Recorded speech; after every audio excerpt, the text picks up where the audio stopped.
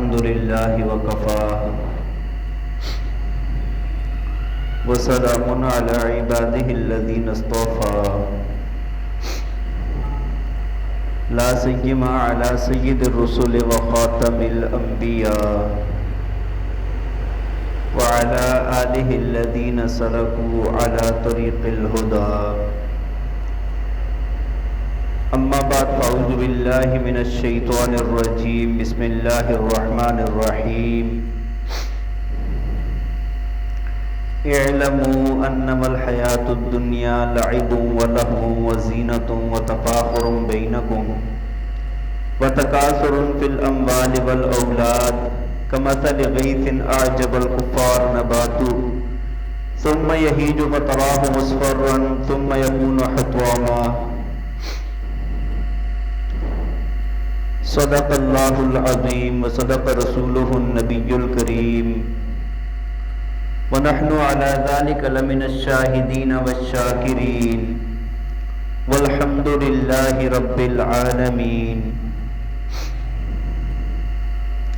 یا رب صل وسلم دائما ابدا على حبیبک خیر الخلق کلہم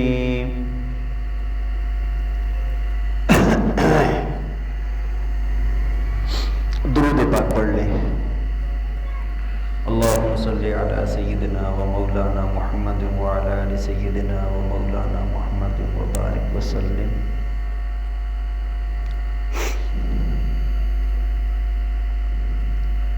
میرے انتہائی قابل احترام، قابل صد احترام و تکریم معزز و مکرم سامعین کرام، آپ کے علم میں ہے کہ شمسی سال کا آخری مہینے کی آخری تاریخیں چل رہی ہیں۔ جیسے ہی دسمبر مکمل ہو جائے گا، جنوری کی ابتدا میں نیا سال شروع ہو جائے گا۔ جیسے کہ محرم الحرام کے مہینے سے قمری سال کی، اسلامی سال کی ابتدا ہوتی ہے، ایسے ہی جنوری سے عیسوی سال، شمسی سال کی ابتدا ہوتی ہے۔ اب چونکہ اللہ رب العالمین نے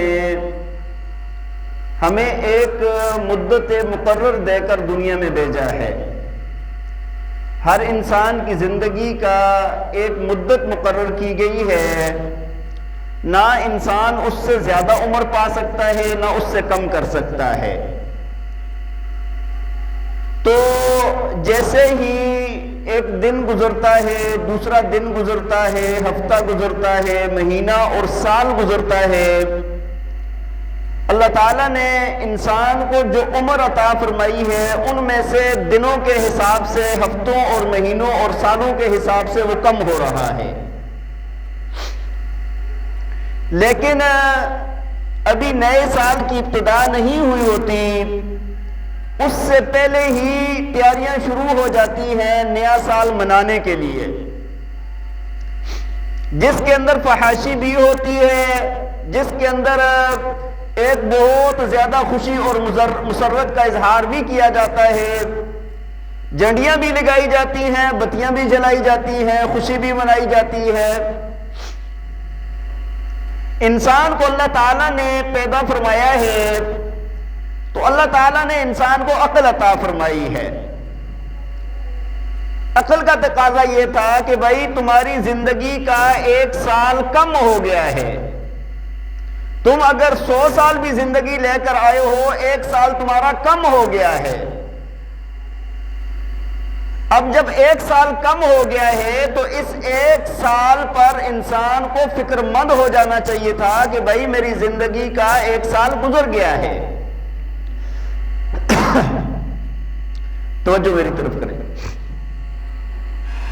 جب ایک سال گزر گیا ہے تو انسان کو اپنی ذات کا محاسبہ کرنا چاہیے تھا کہ بھائی میری زندگی میں جو ایک سال گزرا ہے، اس ایک سال میں نے منافع کمایا ہے یا میں نے نقصان کمایا ہے۔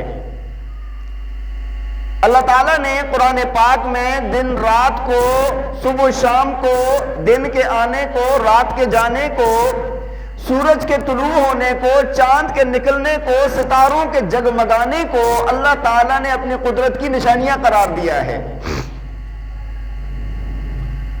اللہ تعالیٰ نے قرآن پاک میں جا بجا یہ بات فرمائی ہے کہ بھائی یہ دن رات کا آنا جانا، یہ صبح و شام کا گزرنا، یہ مہینوں اور سالوں اور سورج اور چاند کی تبدیلیاں، یہ ساری کی ساری میری قدرت کی نشانیاں ہیں۔ ان سب کا خالق اور مالک رازق میں ہوں، میرے امر سے یہ ساری چیزیں چل رہی ہیں۔ اللہ تعالیٰ نے ایک جگہ پر قرآن پاک میں فرمایا ان فی خلق السماوات والارض واختلاف اللیل والنہار لآیات لأولی الالباب۔ اللہ تعالیٰ فرماتے ہیں کہ یہ جو زمین اور آسمان کی پیدائش ہے، ان کا پیدا کرنا ہے، واختلاف اللیل والنہار، اور دنوں کا اور راتوں کا بدلنا ہے، دن کے بعد رات کا آنا، رات کے بعد دن کا آنا، لآیات لأولی الالباب، یہ نشانیاں ہیں عقل والوں کے لیے۔ الذین یذکرون اللہ قیاما وقعودا وعلی جنوبہم ویتفکرون فی خلق السماوات والارض۔ پھر اللہ تعالیٰ نے عقل مند لوگوں کا بیان فرمایا کہ یہ عقل والے کون ہیں؟ فرمایا جو کھڑے بیٹھے لیٹے اللہ کا ذکر کرتے ہیں، وَيَتَفَكَّرُونَ فِي خَلْقِ السَّمَاوَاتِ وَالْأَرْضِ، اور زمین اور آسمان کی پیدائش میں غور و فکر کرتے ہیں۔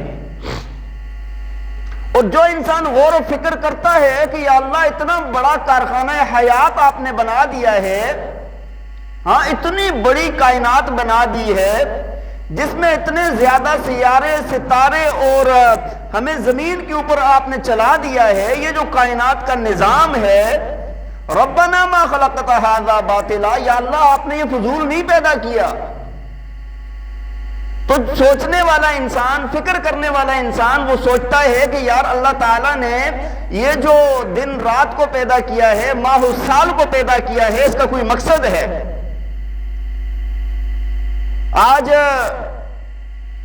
مسلمانوں کی پستی کی ایک بنیادی وجہ یہ بھی ہے کہ مسلمانوں نے اپنے وقت کو ضائع کیا ہے، ان کی زندگی میں کوئی ترتیب نہیں رہی۔ جو اسلام نے ان کو ترتیب دی تھی وہ ترتیب ہے، آپ غیر مسلموں کی ترقی سے آپ کہتے ہیں کہ انگریز نے بہت ترقی کر لی ہے، اس نے دنیا میں اتنی ایجادات کر دی ہیں، وہ جتنا مرضی لہو لعب میں لگا ہو، جتنا مرضی وہ دنیا میں لگا ہو، لیکن اپنے وقت کی قدر کرتا ہے، اور جو وقت کی قدر کرتا ہے وقت اس کی قدر کرتا ہے۔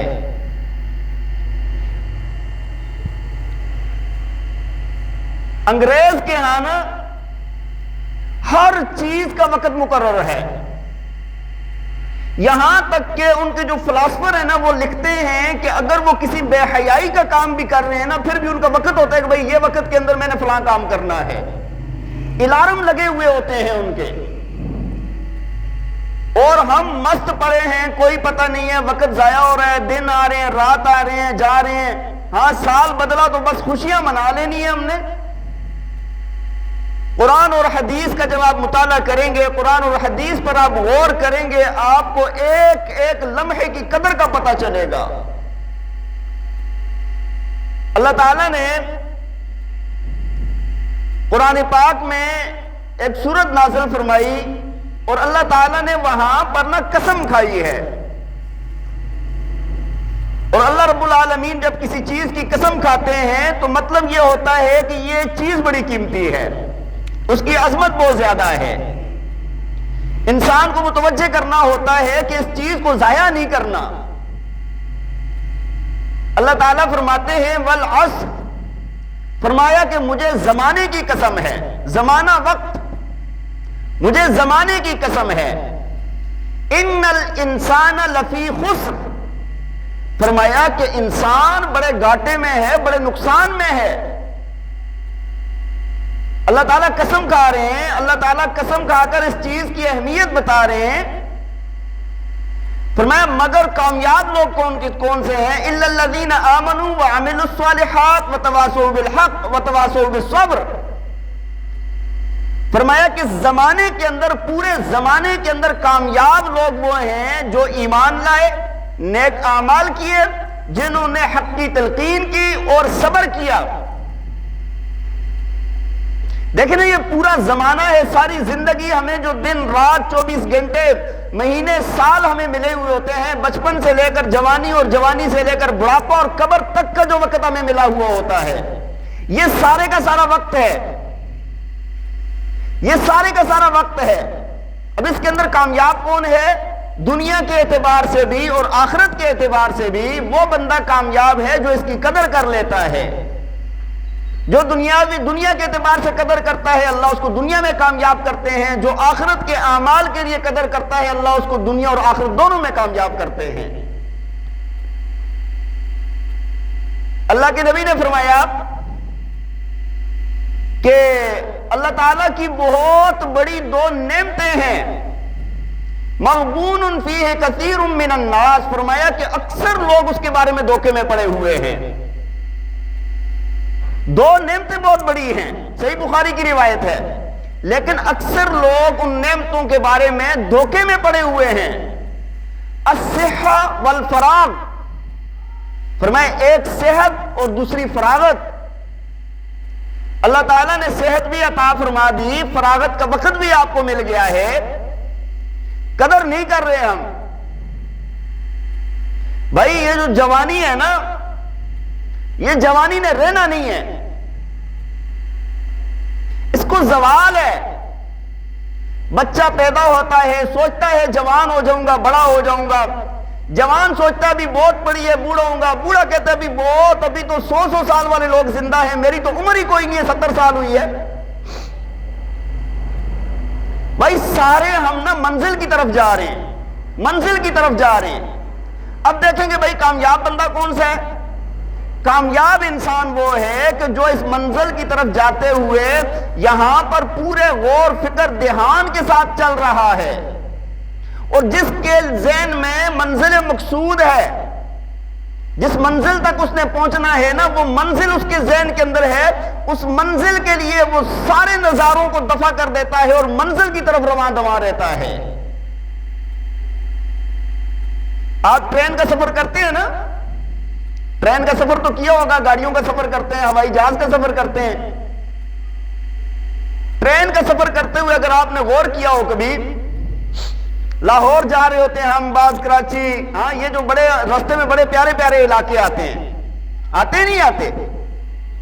سفر کرتے ہوئے ہم نے کھڑکی کھلی ہوئی ہے، دیکھ رہے ہیں کہ ایک بڑا خوبصورت حسین باغ آیا، جس کے اندر آم کے درخت لگے ہوئے ہیں، مالٹے کے درخت لگے ہوئے ہیں، امرود لگے ہوئے ہیں، پھول کھلے ہوئے ہیں۔ ہاں جی، آپ نے دیکھا راستے میں جاتے ہوئے نہریں بہہ رہی ہیں، آپ نے دیکھا خوبصورت پہاڑ، اور پہاڑوں پر درخت جو ہے نا اپنے ایک الگ ان نے سما باندھا ہوا ہے۔ آپ نے راستے میں جاتے ہوئے لہلہاتے ہوئے کھیت دیکھے ہیں، آپ نے بہت ساری خوبصورت بلڈنگیں دیکھی، بہت سارے روڈ دیکھے، وہ الگ الگ چیزیں آپ نے دیکھی، آپ دیکھ رہے ہیں، لیکن آپ نے جانا کراچی ہے یا لاہور ہے، تو آپ راستے میں دیکھ کے منزل کی طرف نظارے آپ کو نظر آ رہے ہیں، دیکھو ٹھیک ہے نظارے ہیں، دیکھ لو بس، گزرو۔ چھوٹے چھوٹے اسٹیشن آ جاتے ہیں راستے میں، ہاں وہاں پر ٹرین رکی، 5 منٹ کا وقت ہے، 10 منٹ کا، 20 منٹ کا وقت ہے، پھر روانہ، منزل ہے بھائی، منزل پہ پہنچنا ہے۔ یہ جو ٹرین ہے نا، یہ جو ٹرین ہے، یہ اصل زندگی ہے۔ جو ٹرین کی طرح چلتا ہے نا، وہ کامیاب ہو جاتا ہے، وہ منزل تک پہنچ جاتا ہے۔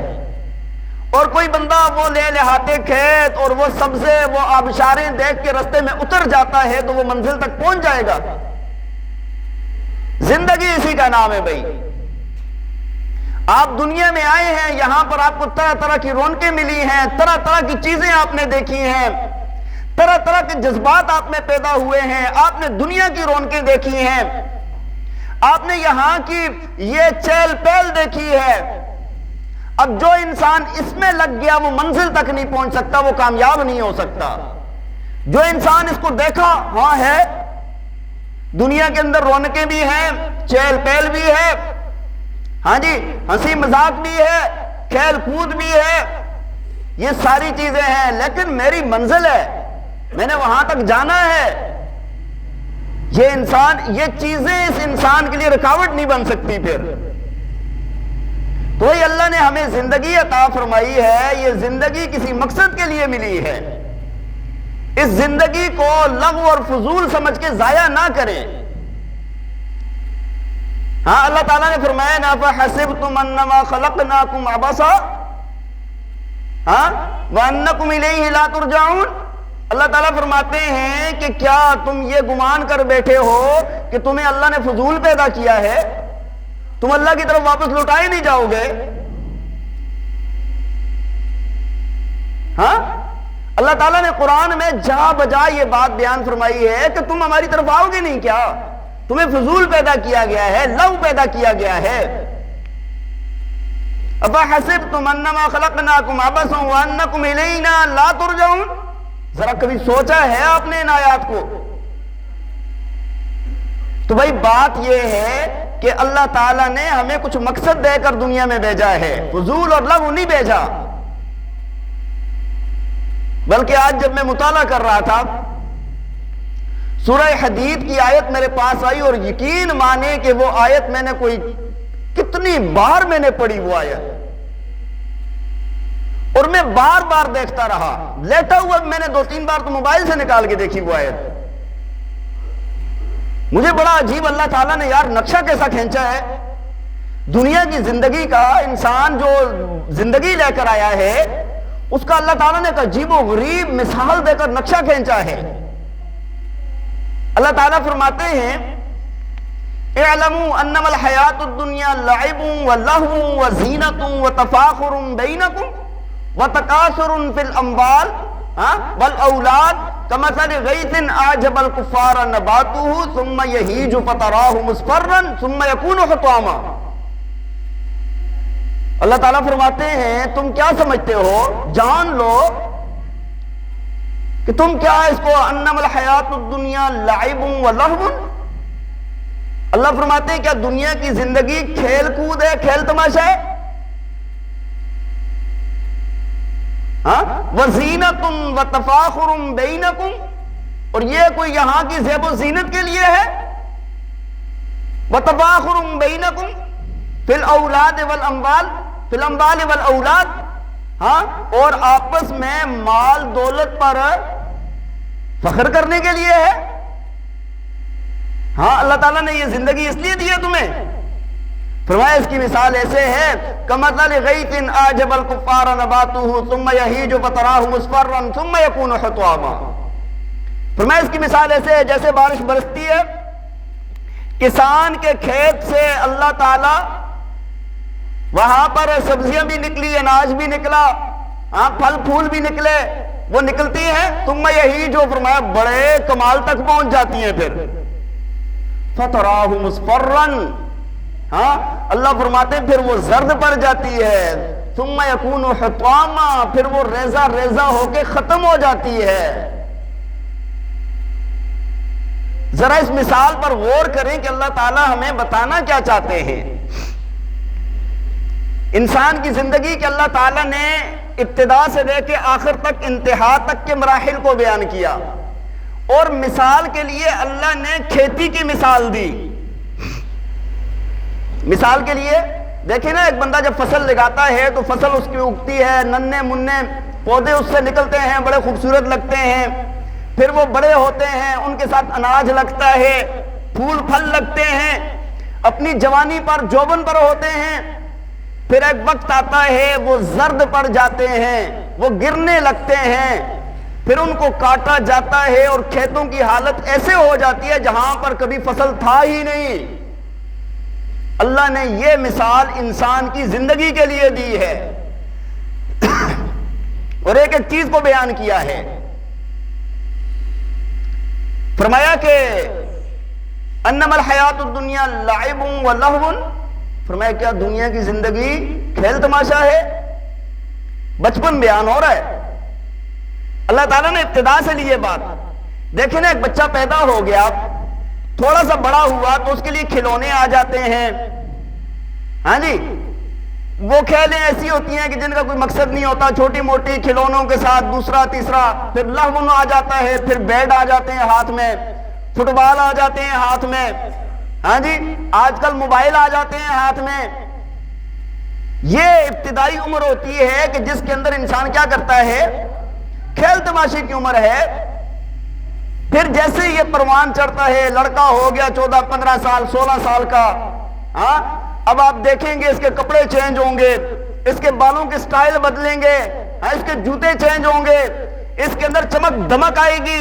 اللہ تعالیٰ نے فرمایا وَزِینَةٌ، دنیا اس کا نام ہے کہ تم زینت اختیار کرو. یہاں پر یہ دوسرا مرحلہ آ جاتا ہے جس میں انسان خوب اپنی آرائش زیبائش ان چیزوں کا خیال رکھتا ہے. اچھا پھر جب اور پھر یہ دنیا کے اندر لگ جاتا ہے، دنیا کے کمانے کے اندر وَتَبَاخُرٌ بَيْنَكُمْ، پھر یہ کیا ہوتا ہے کہ یہ مال کتنا کماتا ہے کہ پھر اس کے اوپر فخر کرتا ہے، او جی اللہ کا شکر ہے کوئی کمی نہیں ہے، اتنی کوٹھیاں ہیں، اتنی گاڑیاں ہیں، اتنا بینک بیلنس ہے. رشتہ داروں میں یار دوستوں میں بیٹھ کر یہ کیا کرتا ہے؟ فخر کر رہا ہوتا ہے، فخر کر رہا ہوتا ہے. آپ نے دیکھا نا، یہ کبھی اپنے معاشرے کو دیکھا کریں، اور جب یہ اولادیں جوان ہو جاتی ہیں، شادیاں ہو جاتی ہیں، بچے پوتے کھیل رہے ہوتے ہیں، اب بابا جی نا بڑھاپے میں پہنچ جاتے ہیں اور ایک ڈنڈا لے کے کرسی لے کے باہر بیٹھے ہوتے ہیں کھلی جگہ پر. آنے جانے والوں کو اللہ کا شکر ہے بڑا دیا ہے جی، لیکن اٹھ نہیں سکتا. اب ہوتا ہی نہیں ہوتا یہ.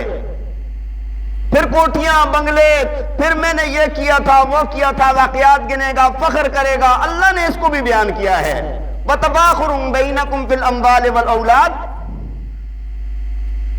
فرمایا کہ پھر یہ کیا کریں گے؟ ایک دوسرے پر فخر کرتے ہیں. اس ساری بات کو بیان فرمانے کے بعد اللہ نے کھیتی کی مثال دی ہے. فرمایا کھیتی کے ساتھ بھی یہی سسٹم ہے. چھوٹی ہوتی ہے، جب آپ اس کے اندر بارش برس جاتی ہے، پودے نکل آتے ہیں، بڑے خوبصورت لگتے ہیں، جیسا بچہ پیدا ہو گیا. جوان ہو جاتے ہیں، بڑی زیب و زینت، بڑی زیبائش ہو جاتی ہے. پھر اس کے ساتھ پھل لگتا ہے، وہ پک جاتا ہے، پھل اتارے جاتے ہیں. پھر کھیتی کا حال یہ ہوتا ہے ثم یکون حطاما. فرمایا پھر ایسے ہو جاتی ہے جیسے یہاں پر تھا ہی کچھ نہیں، ریزہ ریزہ ہو جاتی ہے وہ. تو بھائی بات یہ عرض کر رہا تھا کہ نیا سال آیا ہے، نئی فکر آئی ہے ہمارے اوپر،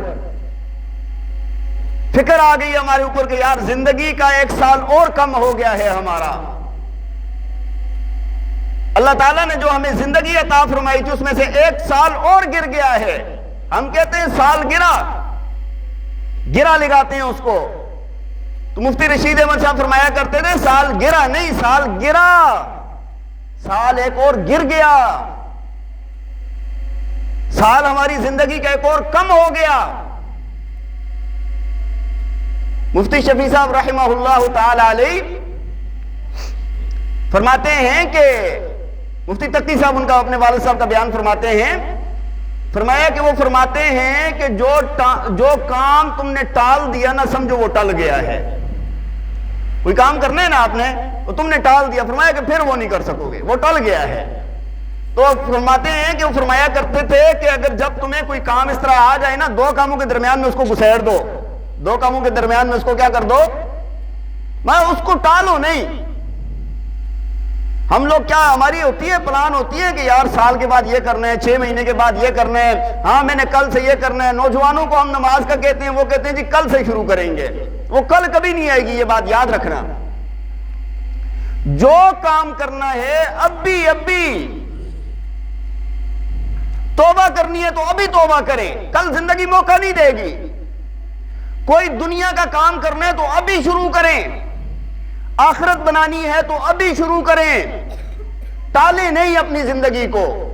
گزر جائے گی زندگی، ضائع ہو جائے گی زندگی. تو قرآن نے ہمیں یہ ساری چیزیں ہمیں بتائی ہیں، اور اللہ کے نبی کی حدیث نے بھی ہمیں اس کی قدر بتائی ہے. آپ نبی پاک صلی اللہ علیہ وسلم کی زندگی، مبارک زندگی کو دیکھیں آپ، تو وہاں پر بھی ہمیں ہمیشہ یہی بات ملتی ہے کہ بھئی آخرت کی طرف توجہ. اللہ کے نبی نے فرمایا نا اغتنم خمسا قبل خمس، فرمایا کہ 5 چیزوں کو 5 چیزوں سے پہلے غنیمت جانو. 5 چیزوں کو 5 چیزوں سے پہلے غنیمت جانو. کس کو؟ فرمایا کہ جوانی کو بڑھاپے سے پہلے. ہاں جوانی کو جیسے جوانی آپ سے پوچھ کر نہیں آئے گی نا، بڑھاپا بھی آپ سے پوچھ کر نہیں آئے گا، یہ میں بتا دوں آپ کو، بڑھاپا بھی آئے گا پوچھ کر نہیں آئے گا۔ اسی طرح فرمایا کہ صحت کو بیماری سے پہلے اور مالداری کو غریب ہونے سے پہلے اور موت کو زندگی کو موت سے پہلے اللہ نے زندہ رکھا ہوا ہے، اس کو غنیمت جانو، اپنی زندگی سے فائدہ اٹھا لو۔ اور اللہ تعالیٰ قیامت والے دن سوال بھی فرمائیں گے، اللہ تعالیٰ سوال بھی فرمائیں گے۔ حدیث شریف میں آتے ہیں نا، مشہور حدیث ہے، فرمایا کہ انسان اس وقت تک اپنی جگہ سے ہل نہیں سکے گا قیامت والے دن جب تک 5 چیزوں کے بارے میں پوچھ نہ لیا جائے، ان کا جواب نہ دے دیں۔ اللہ تعالیٰ وہاں پر پوچھیں گے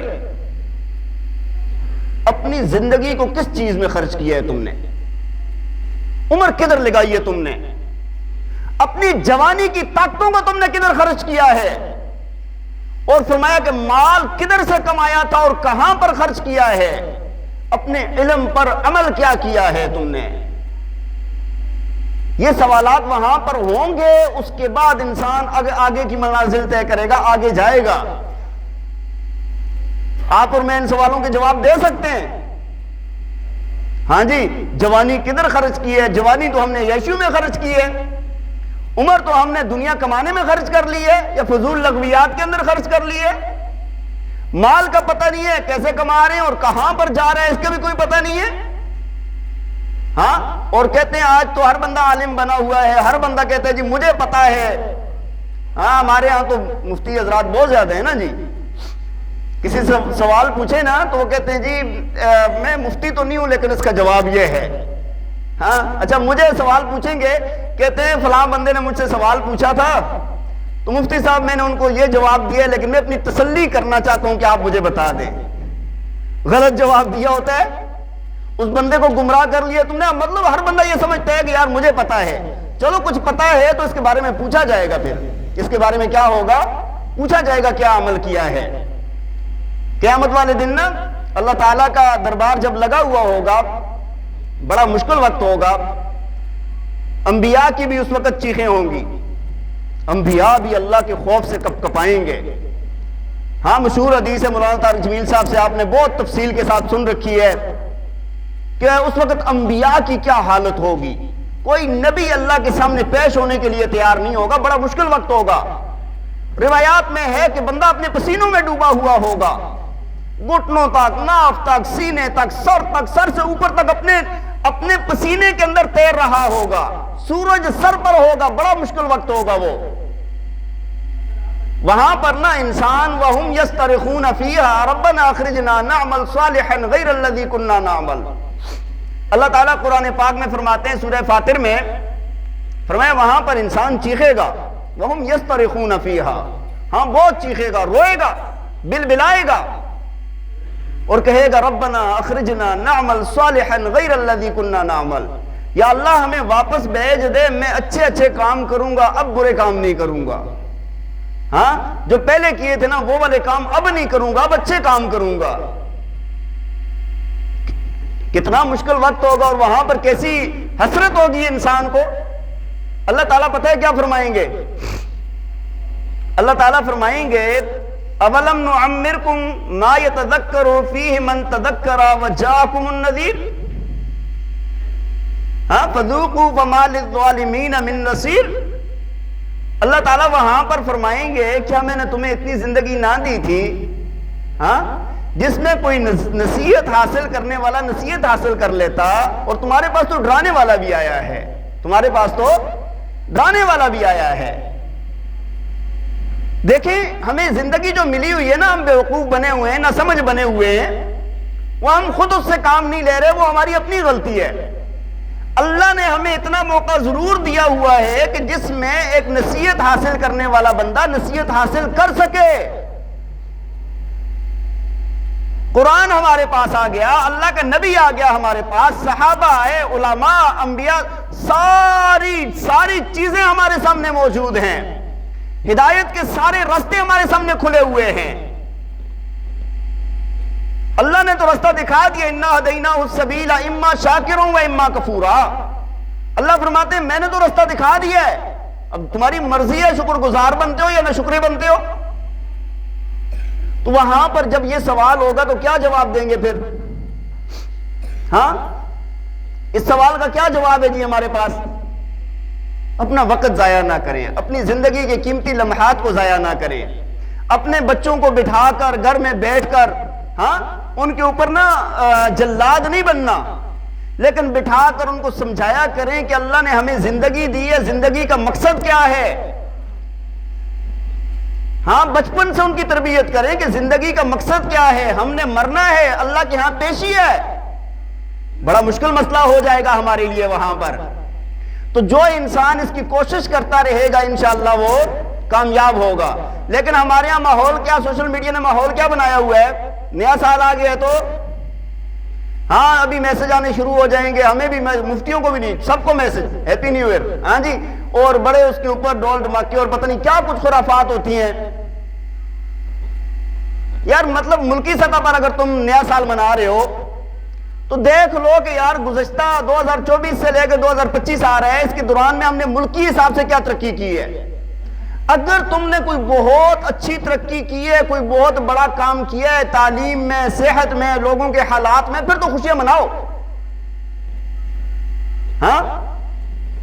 تم نے کچھ چیزوں میں ترقی کی ہے پھر تو بات بنتی ہے، ترقی ہوئی نہیں تو خوشی کس چیز کی یار، ٹائم بھی ضائع ہو گیا ہمارا۔ تو اس وجہ سے میں کہتا ہوں کہ ہمیں اپنا محاسبہ کرنا چاہیے، نیا سال آتا ہے محاسبے کے لیے، یار تمہاری زندگی کا اتنا عرصہ گزر گیا ہے۔ ہارون الرشید بادشاہ تھا نا، تو دیندار بھی تھا، نیک بندہ تھا۔ ایک بندے نے نا کہا کہ میں اپنا کرتب دکھاتا ہوں، اس نے کیا کیا کہ کافی دور ایک سوئی رکھ کے نا، تو اس میں سے ایسے ادھر سے نشانہ باندھ اور سوئی گزار دی، اس کے ناکے میں سے سوئی گزار دی، ایک دوسری تیسری چوتھی کافی سوئیاں گزار دی۔ اس نے کہا جی اس کو نا 10 دینار اس کو انعام دیا جائے اور 10 کوڑے بھی لگا دیے جائیں۔ 10 دینار انعام دیا، وہ تو ٹھیک ہے، کوڑے کیوں جی، اس نے اتنی اچھی فنکاری دکھائی ہے۔ کہا جی کہ اتنا ذہین بندہ ہے، اتنا قیمتی انسان ہے یہ، اور اس نے اپنا اتنا ذہن جو ہے فضول چیز پر ضائع کر دیا ہے۔ دنیا کے اعتبار سے، دین کے اعتبار سے کوئی ترقی والا کام کر جاتا تو پھر تو خوشی کی بات تھی۔ آج ہماری بہت ساری چیزیں اس طرح چل رہی ہوتی ہیں، بچے گیم کھیل رہے ہیں، اور میں یقین مانے میں تو آس پاس دیکھتا رہتا ہوں نا، بچے بیٹھے ہوتے ہیں کبھی گلی کے کناروں پر، کبھی کدھر گالیاں دے رہے ہوتے ہیں۔ اس دن بچے پڑھنے والے آتے ہیں، ان کو میں کہہ رہا تھا، میں نے کہا یار یہ مجھے سمجھ نہیں آئی، یہ تم کیا کہتے ہو، مارنا نہیں، وہ مارنا نہیں، مارنا نہیں۔ میں نے کہا یہ کیا کرتے ہو تم، آپ نے سنا ہے کبھی؟ او یار تو نے مروا دیا ہے یار۔ میں نے کہا یار یہ تم کیا کرتے ہو، مطلب یہ ہے کیا مروا دیا ہے، اور کون مار رہا ہے؟ کہتے ہیں کہ ہم گیم کھیل رہے ہوتے ہیں اور 4-5 اکٹھے مل کے کھیل رہے ہوتے ہیں، تو وہ آس پاس سے ایک دوسرے کو حفاظت کرتے ہیں، جس طرح فوجی ہوتے ہیں نا، تو کہتے ہیں کہ اگر وہ کسی کا دھیان نہ ہو تو ہم بتاتے ہیں یار ادھر سے فلاں آ رہا ہے یا ٹینک آ رہا ہے، پتہ نہیں کیا آ رہا ہے، تو وہ مار دیں گے، اور میں کہتا ہوں یار، اور گالیاں بھی دیتے ہیں۔ مطلب اپنی صلاحیتوں کو ان چیزوں میں ضائع کر رہے ہیں دن رات بچے۔